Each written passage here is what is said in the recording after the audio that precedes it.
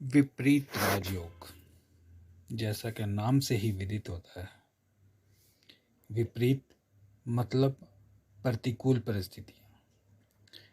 जब प्रतिकूल परिस्थितियों के बाद व्यक्ति के जीवन में अनुकूल परिस्थितियाँ आती हैं अचानक से, तो उसे विपरीत राजयोग कहा जाता है।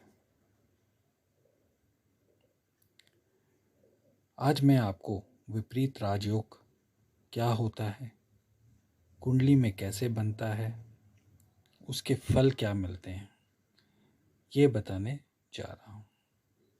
नमस्कार दोस्तों, मैं अभी आप सबका अपने चैनल अभी एस्ट्रोलॉजी में स्वागत करता हूँ। चलिए शुरू करते हैं।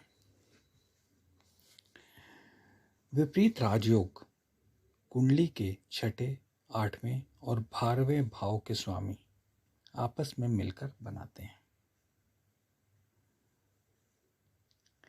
इन भावों को त्रिक भाव और दो स्थान कहा जाता है, लेकिन इन दो स्थानों के स्वामी ही विपरीत राजयोग बनाते हैं।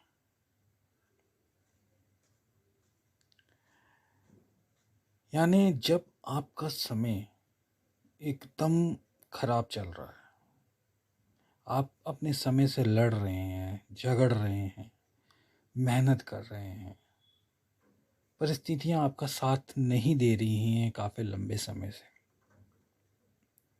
उस समय जब आपकी कुंडली में छठे, आठवें या 12वें भाव के स्वामी की अंतर्दशा आती है ना, या महादशा आती है, तो अचानक से आपकी परिस्थिति अनुकूल होने लग जाती है। आपके बिगड़ते काम बनने लगते हैं। यानी एक तरफ तो आप सारी उम्मीदें छोड़ देते हैं कि अब मेरी ज़िंदगी में कुछ नहीं होगा, लेकिन फिर भी आप मेहनत करते हैं, आप अपने टारगेट के प्रति लगन स्वरूप लगे रहते हैं। लेकिन हिम्मत जैसे ही आपकी टूटने लगती है, आपका संयम खत्म होने लगता है, उसी समय छठे, आठवें, 12वें भाव के स्वामी की जब अंतर्दशा या महादशा चलती है, जो विपरीत राजयोग बना रहे हों, तो अचानक आपकी परिस्थिति अनुकूल होने लग जाती है। तो विपरीत राजयोग कुंडली में बनता कैसे है, ये मैंने आपको बताया ही कि कुंडली के त्रिक भावों के स्वामी के बीच जब संबंध बनता है, कुंडली के त्रिक भाव हैं 6, 8 और 12, जब इन के स्वामियों के बीच संबंध बनता है तो विपरीत राजयोग बनता है। जैसे छठे का स्वामी 8 या 12 में हो, या 12वें भाव का स्वामी 6 या 8 में हो जाए, या 8वें भाव का स्वामी 6, 12 में हो जाए, ऐसे में बनने वाला योग विपरीत राजयोग होता है। अब आपको ये देखना है कि ये सब कॉम्बिनेशन होने के बाद कुंडली में आपके लग्नेश की यानी पहले भाव की स्थिति मजबूत होनी चाहिए, वो बली होना चाहिए, वो स्व राशि का होना चाहिए, वो किसी मित्र राशि में होना चाहिए, वो केंद्र स्थान में होना चाहिए, या वो त्रिकोण स्थान में होना चाहिए। उस पर शुभ ग्रहों की दृष्टियां होनी चाहिए, यानी जितना बली वो अंश डिग्री में बली हो, षडबल में बली हो, तो ये योग तब उतना ज़्यादा आपको फ़ायदा देगा जितना ज़्यादा आपका लग्नेश बली होगा। ये राजयोग व्यक्ति को संघर्षों के बाद सफलता दिलाता है। ये नहीं सोचिए कि आपकी कुंडली में विपरीत राजयोग है तो आप खुश हो जाएं और वो हो जाएं। पहले आपको इस जीवन में संघर्ष देखना ही पड़ेगा। कई बार तो ऐसे इसमें फल प्राप्त होते हैं कि जिनकी व्यक्ति कल्पना भी नहीं कर सकता। यानी आप एकदम उम्मीद छोड़ चुके हैं कि आपको कुछ अच्छा होने वाला, और अचानक से इतना ऊंचाइयों पर ये राजयोग ले जाता है कि व्यक्ति खुद अचंभित रह जाता है। अब कुंडली में ये योग 3 प्रकार का बनता है। एक होता है हर्ष राजयोग, एक होता है सरल, और एक होता है विमल विपरीत राजयोग। सबसे पहले बात करते हैं हर्ष योग की। देखिए, जब छठे, आठवें और 12वें भाव का स्वामी छठे, आठवें, 12वें भाव का स्वामी छठे में हो, या छठे का स्वामी 8 या 12वें भाव में हो, यहाँ पे छठे भाव को ही कंसीडर करा जा रहा है।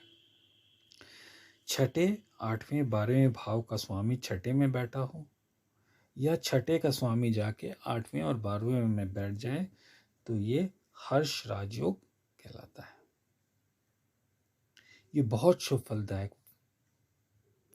ये व्यक्ति को साहसी बनाता है, शत्रु पर विजय दिलवाता है, समाज में मान सम्मान, पारिवारिक जीवन खुशहाल, आपका स्वास्थ्य अच्छा रहता है, आपको लग्जरी लाइफ और महंगे महंगे शौक प्रदान करता है।